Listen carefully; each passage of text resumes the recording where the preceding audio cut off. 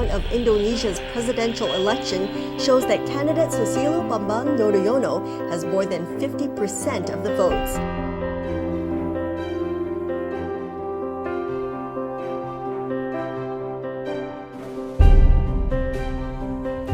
Oktober 2004. Hari ini bagi SBY dan keluarga adalah hari yang sangat istimewa, juga hari yang bersejarah. SBY mengucapkan sumpahnya sebagai Presiden Republik Indonesia ke-6, presiden pertama yang dipilih langsung oleh rakyat melalui pemilu yang demokratis.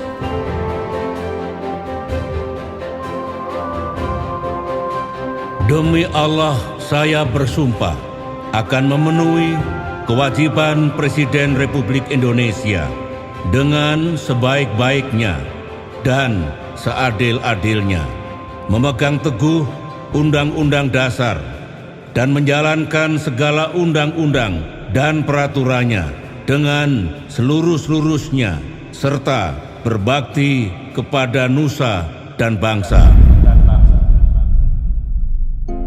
SBY sadar persoalan bangsa segudang, permasalahan dan tantangan amat kompleks. Tak ada resep ajaib, tak ada jalan pintas. Sementara harapan rakyat amat tinggi. Rakyat berharap pemimpin barunya bisa segera mengubah keadaan dan bisa berbuat apa saja seperti Superman. Namun tidak ada kata tidak siap. Tanggung jawab ada di pundak SBY. Sejak hari itu, baru setapak SBY selaku presiden melakukan program 100 harinya. Aceh dan Nias diguncang dahsyatnya tsunami.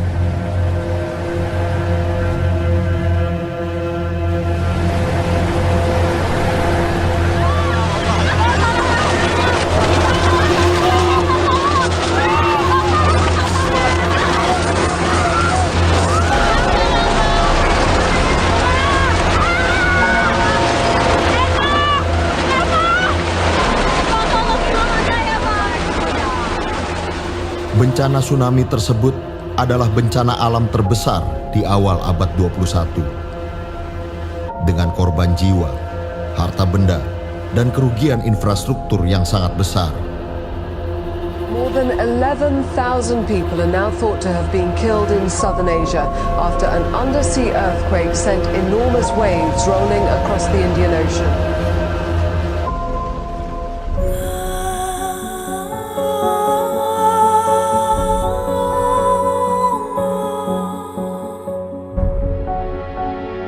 Tentu saja ini menjadi ujian pertama bagi SBY, sang presiden baru.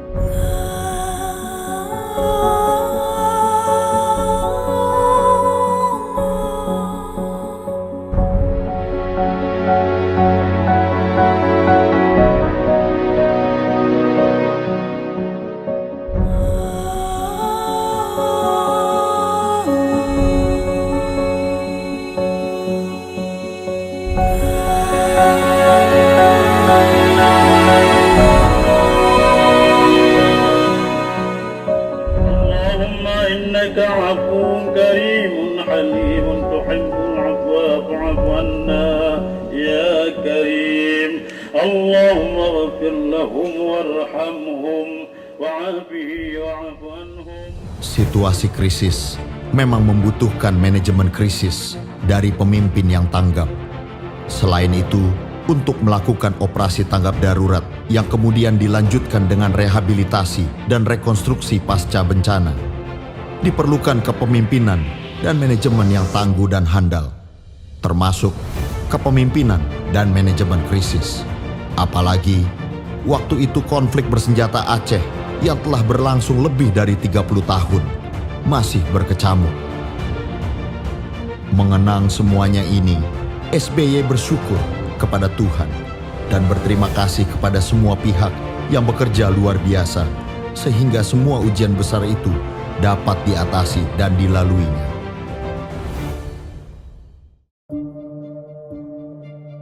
Di awal kepemimpinannya, SBY menghadapi sejumlah pekerjaan rumah, persoalan, dan tantangan yang boleh dikatakan menyandera Indonesia. Apa pekerjaan rumah, persoalan, dan tantangan berat itu? Pertama, harga minyak dunia meroket sehingga sangat membebani APBN Indonesia. Kedua, konflik bersenjata Aceh masih berkecamuk dan belum bisa dihentikan. Ketiga, ancaman terorisme masih nyata dan terus membayang-bayangi Indonesia. Keempat, Indonesia masih disandera oleh utang IMF yang membuat pengelolaan ekonomi tidak leluasa serta seakan pula merendahkan harga diri bangsa Indonesia. Kelima, Indonesia masih dikenakan sanksi dan embargo militer dari negara-negara barat. Keenam, Indonesia menghadapi tuntutan pelanggaran HAM berat yang terjadi di Timor Timur. Bagaimanakah cara SBY mengatasinya? Sejarah kemudian mencatat, fiskal, APBN, dan ekonomi Indonesia bisa diselamatkan dari krisis harga minyak dunia dengan cara menaikkan harga BBM sebesar 140%. Hasilnya nyata, ekonomi Indonesia tahun-tahun setelah itu tumbuh dengan baik. Pemerintahan SBY terus bergerak melakukan upaya-upaya perdamaian. Kurang dari 1 tahun, pasangan SBY Yusuf Kala telah memenuhi janji kampanyenya. Konflik bersenjata Aceh telah bisa diselesaikan. That the Indonesian government signed a historic peace deal with leaders of the Free Aceh Movement, or GAM, which ended the conflict in Aceh. Aceh tetap menjadi bagian dari NKRI dan kini menjadi kawasan yang aman dan damai. Ancaman terorisme pada masa kepemimpinan SBY telah dapat dikurangi secara signifikan. Para pentolannya telah berhasil dilumpuhkan. Kita akan lakukan langkah-langkah yang tepat untuk mencegah terjadinya aksi terorisme dan memberantas mereka-mereka yang masih saja ingin melaksanakan aksi-aksi itu. Dalam waktu yang sangat singkat, keseluruhan utang IMF telah dapat dilunasi pada tahun 2006 atau 4 tahun lebih cepat dari jadwal yang ada. Dengan diplomasi yang cerdas dan efektif, di akhir tahun 2005, sanksi dan embargo militer terhadap Indonesia telah dicabut. Sejak itu, Indonesia bebas menggunakan alutsista untuk menjaga keutuhan wilayahnya. Bahkan, pemerintahan SBY dapat melakukan modernisasi dan pembangunan kekuatan militer besar-besaran.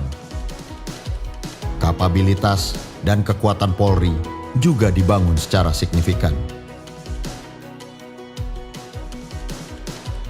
Dengan pendekatan yang tepat, baik kepada PBB dan pemerintah Timor Leste, akhirnya gugatan internasional atas dugaan pelanggaran HAM berat di Timor Timur dapat diselesaikan. Kerangka yang dipilih oleh SBY dan pemimpin Timor Leste adalah kebenaran dan persahabatan. Tak perlu Indonesia membuka kembali pengadilan pelanggaran HAM ad hoc dan tak perlu pengadilan internasional turun untuk mengadili putra-putra Indonesia. Tak mudah untuk mengatasi keenam persoalan itu. Belum lagi persoalan-persoalan lain yang harus diselesaikan juga oleh pemerintahan SBY. SBY berpikir Indonesia perlu dibangkitkan kembali kepercayaan dirinya bahwa persoalan yang menyandera bangsa ini telah dapat diatasi.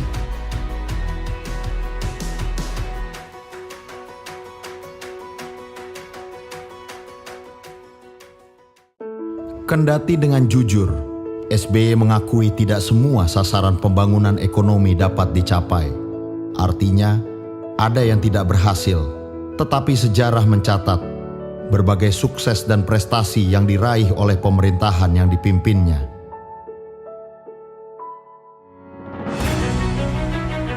Pertumbuhan ekonomi selama 10 tahun rata-rata 6%, meskipun ada krisis ekonomi global tahun 2008-2009. Angka terendah terjadi di tahun 2009 sebesar 4,6% akibat diterpa dampak langsung dari krisis global. Sementara pertumbuhan tertinggi pada angka 6,5% terjadi di tahun 2011. Angka 6% ini menjadikan Indonesia sebagai negara yang memiliki pertumbuhan ekonomi nomor 2 tertinggi di antara negara-negara G20 setelah Tiongkok. GDP meningkat 438,3%. APBN meningkat 439,3%. Pendapatan per kapita meningkat 350%. Debt to GDP ratio menurun dari 56,6% menjadi 24,7%. Rasio utang luar negeri menurun drastis dari 27,8% menjadi 7,8%. Cadangan devisa meningkat dari 36,3 miliar dolar menjadi 111,86 miliar dolar. Anggaran pendidikan meningkat tajam lebih dari 20% dari APBN. Pembangunan sarana kesehatan dan jumlah dokter meningkat secara signifikan. Perumahan rakyat layak huni dibangun secara intensif. Ketahanan pangan berhasil ditingkatkan menjadi lebih baik. Produksi ikan nasional meningkat dari 6,1 juta ton menjadi 18,9 juta ton. Penghasilan tamtama TNI, Polri, guru dan buruh yang selama ini relatif rendah meningkat dari Rp575.000 menjadi Rp4.380.000. Upah minimum regional buruh meningkat dari Rp458.500 menjadi Rp1.584.381. Pengangguran menurun dari 11% menjadi 5,7%. Angka kemiskinan menurun dari 16,7% menjadi 10,89%. Sekali lagi, memang tak semua bisa diwujudkan. Tetap ada kekurangan dan hal-hal yang belum bisa dicapai. Tetapi SBY telah memenuhi janji dan tekadnya.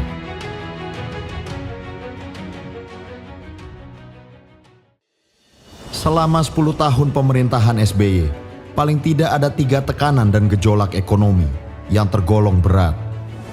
Pertama, meroketnya harga minyak bumi. Kedua, adalah dampak krisis ekonomi global di tahun 2008-2009. Ketiga, terjadinya tekanan terhadap ekonomi negara-negara emerging markets. Berdasarkan pemahaman atas krisis yang tengah dihadapi di tahun 2008 dan pengalaman Indonesia di tahun 1998, sebelum keadaan menjadi makin berat, pada tanggal 6 Oktober 2008, SBY mengeluarkan direktif presiden yang isinya merupakan arahan dan instruksi kepada jajaran pemerintah, termasuk para menteri, tentang strategi, kebijakan, dan tindakan yang perlu dilakukan untuk menyelamatkan Indonesia dari dampak krisis ekonomi global. Kerja keras Indonesia tidak sia-sia. Indonesia selamat meskipun pertumbuhannya sempat anjlok 1 tahun.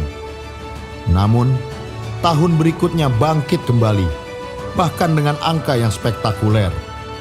Di antara negara-negara anggota G20, pertumbuhan ekonomi Indonesia berada pada peringkat kedua atau ketiga setelah Tiongkok dan India. Dalam sebuah krisis ekonomi, di samping golongan ekonomi lemah, kaum buruhlah yang kerap menerima dampak buruknya. Sejarah mencatat bahwa Indonesia dinilai oleh banyak kalangan, termasuk ILO atau International Labour Organization, yang menyebut Indonesia sebagai salah satu dari sedikit negara yang mampu menunjukkan ketahanan ekonominya dari segi pertumbuhan dan lapangan kerja. Pada tahun 2011, ILO bersama IILS mengeluarkan laporan yang diberi judul Studies on Growth with Equity, Indonesia Reinforcing Domestic Demand in Times of Crisis. Studi itu mengatakan antara lain, Indonesia patut mendapatkan penghargaan karena berhasil mengatasi krisis, baik secara ekonomi maupun sosial. Terlepas apakah SBY punya sifat sebagai pemimpin yang populis, ia dinilai memiliki empati dan keberpihakan kepada kaum miskin dan kurang mampu. SBY punya falsafah dan prinsip bahwa jika harus ada yang susah, lebih baik pemerintah dan bukannya rakyat. Kalau kantongnya harus kempes, jangan kantong rakyat yang kempes, alias tidak punya apa-apa. Pemikiran SBY seperti inilah yang melahirkan sejumlah kebijakan dan program yang sungguh pro rakyat miskin. Selama 10 tahun, cukup banyak program-program pro rakyat yang dijalankan. Di antaranya adalah bantuan operasional sekolah, BOS, beras subsidi untuk rumah tangga miskin, Raskin, program keluarga harapan, PKH, jaminan kesehatan nasional, JKN, bantuan untuk penyandang disabilitas, bantuan untuk lanjut usia, program rumah swadaya, program nasional pemberdayaan masyarakat, PNPM Mandiri, kredit usaha rakyat, KUR, program listrik murah dan hemat, peningkatan kehidupan nelayan, Badan Penyelenggara Jaminan Sosial, BPJS. Program-program pro rakyat ini mendapatkan alokasi anggaran yang cukup besar dalam APBN, meskipun tetap dalam batas-batas yang proporsional. Subsidi terhadap rakyat miskin juga termasuk dalam kebijakan pengurangan kemiskinan ini. Atas visi, pemikiran, dan keteguhan sikap SBY terhadap pembangunan yang adil dan berkelanjutan ini, ia dipilih dan diberi misi oleh Perserikatan Bangsa-Bangsa untuk menjadi ketua bersama panel tingkat tinggi PBB tentang agenda pembangunan pasca tahun 2015. Panel penting yang terdiri dari 27 tokoh penting dari seluruh dunia itu dipimpin oleh SBY bersama Perdana Menteri Inggris David Cameron dan Presiden Liberia Ellen Johnson Sirleaf. Dalam waktu kurang dari 1 tahun, misi tersebut dirampungkan dan hasilnya diserahkan kepada Sekjen PBB, Ban Ki-moon, dan menjadi bahan utama dalam penyusunan Sustainable Development Goals, SDGs, menggantikan MDGs pada tahun 2015. Di bidang ekonomi, meskipun SBY tetap fokus pada tesis ekonomi yang adil dan berkelanjutan, dan tetap mengutamakan unsur manusianya, namun bagaimanapun, ekonomi Indonesia harus terus tumbuh. Sejak awal SBY menginginkan pertumbuhan ekonomi Indonesia mencapai 6%. Pertumbuhan ini harus mencakup sektor pertanian, industri, dan juga jasa. Juga mencakup infrastruktur, pangan, energi, dan transportasi.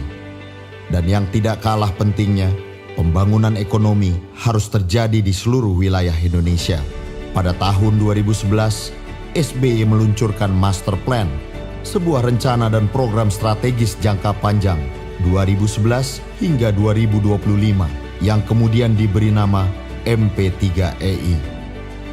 MP3EI atau Master Plan Percepatan dan Perluasan Pembangunan Ekonomi Indonesia dimulai dari pemikiran dan arahan strategis SBY selaku Presiden, dan kemudian ditindaklanjuti oleh pembuatan master plan yang dilakukan secara maraton.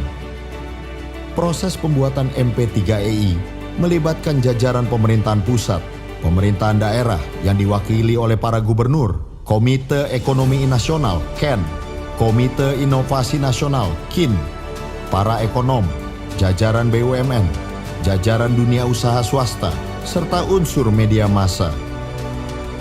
Nampaknya SBY benar, dibuktikan dengan banyaknya proyek-proyek ekonomi berskala besar yang dibangun di seluruh wilayah Indonesia, baik yang dalam kerangka MP3EI maupun yang bukan.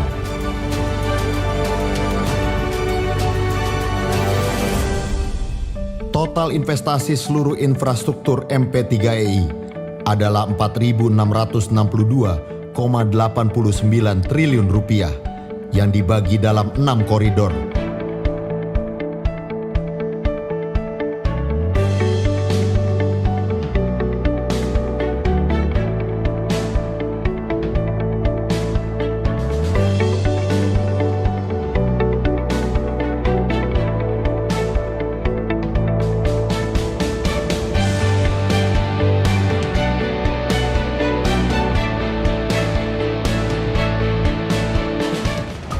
Di bidang infrastruktur, telah dibangun ratusan proyek yang tersebar di berbagai daerah. Di antaranya adalah pembangunan Bandara Kuala Namu, Sumatera Utara, dibangun sejak tahun 2007 dan diresmikan pada tahun 2013.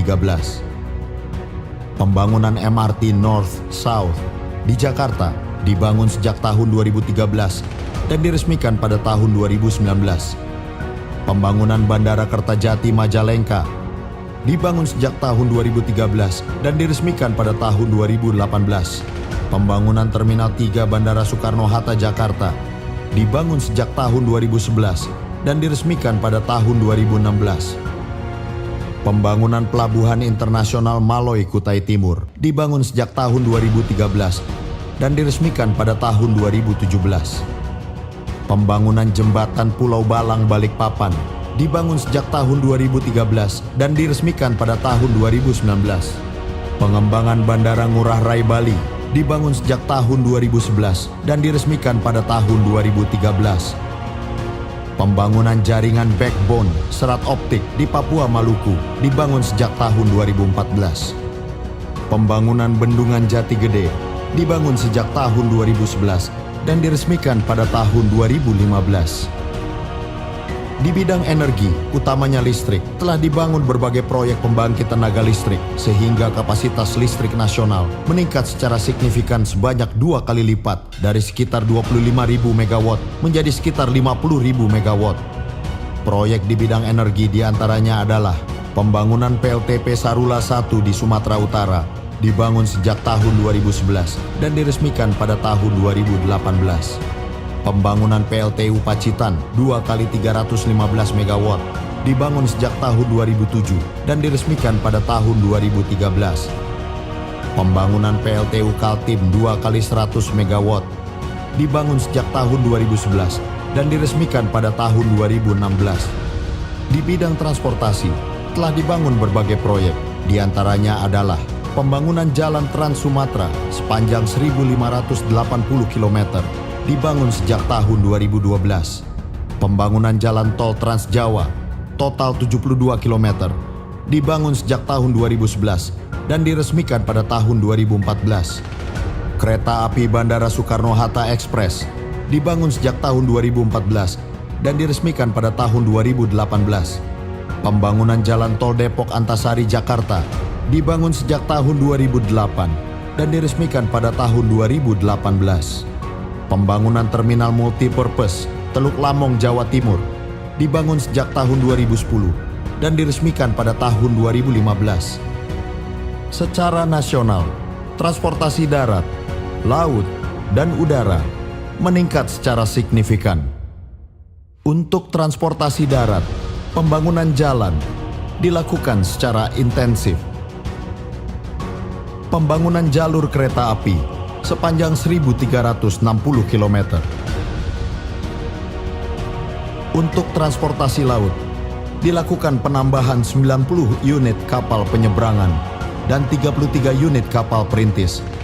Untuk transportasi udara, dilakukan penambahan pesawat terbang 3 kali lipat. Tentu masih banyak lagi proyek-proyek pembangunan ekonomi yang dibangun di masa pemerintahan SBY, yang semuanya telah menjadi aset dan kekayaan bangsa yang dapat dinikmati oleh generasi bangsa dari masa ke masa.